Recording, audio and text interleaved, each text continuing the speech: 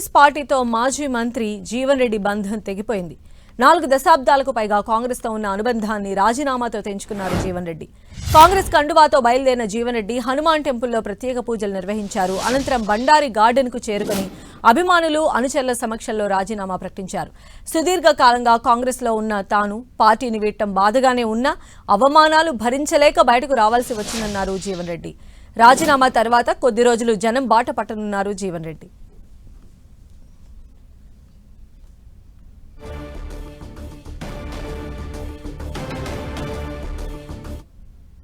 ప్రభుత్వం కొనసాగు అని చెప్పంటే నన్ను ఏ విధంగా కొనసాగమంటారా?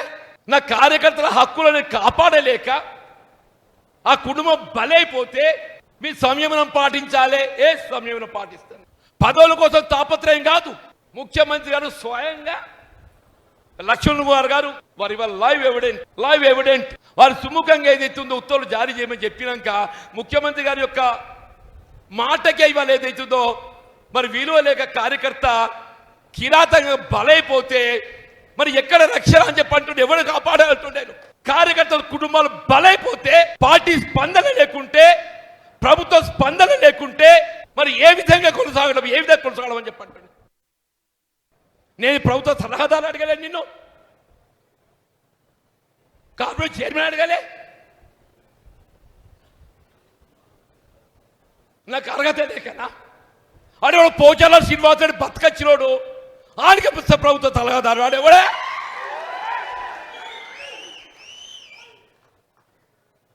అదే పోచా ఈ 20 మాసాలలో ఆవిడ ప్రభుత్వ సలహాదారు నియామకం అయిన తర్వాత ఆవిడ ప్రభుత్వానికి ఇచ్చిన సలహాలు ఏంటి చెప్పవే?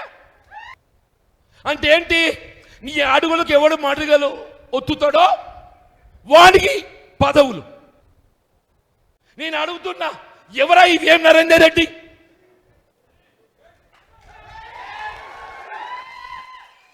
ఆయన పార్టీకి చేసిన సేవే.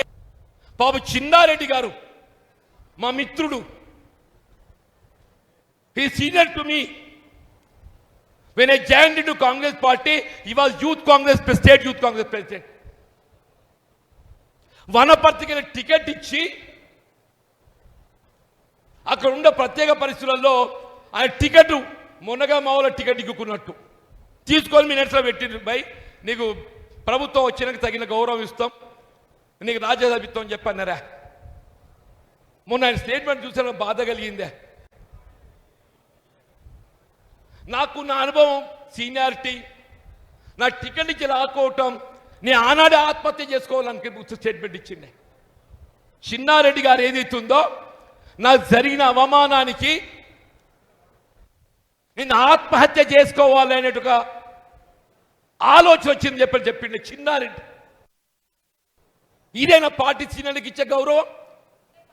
రేవంత్ రెడ్డి గారు, నరేందర్ రెడ్డి ప్రభుత్వ సలహాదారుడు, ఆయన రేవంత్ రెడ్డి గారి ప్రభుత్వ సలహాలు ఇస్తున్నాడు. ఆయనే ముఖ్యమంత్రి ఏమేమి సలహాలు ఇవ్వాలో ఇస్తున్నాడు అన్ని. ఇప్పుడు ఆయన సలహాలకు అనుగుణంగా ప్రభుత్వం నడుస్తున్నది. వేం నరేందర్ రెడ్డి సలహాలకు అనుగుణంగానే ప్రభుత్వం నడుస్తున్నది. మరి మళ్ళీ ఇంకెందుగా ఇది? ఆ చిన్నారెడ్డి గారికి ఇస్తున్న గౌరవం దక్కుతుంది కదనే. మందు జాషి గారు ఉన్నారా, వంశీ చంద్రారెడ్డి ఉన్నారు, హనుమంతరావు గారు ఉన్నారు. అంటే ఏంటి? ఇలా ముఖ్యమంత్రి గారు ఏదైతుంది, ఈ పార్టీ నాది. ముఖ్యమంత్రి గారు ఏంటి? ఈ పార్టీ నాది, నాకు ఎవడైనా అడ్డం వస్తే తొక్కుతా. ఎంతమంది తొక్కుతావు ఆయన? నువ్వు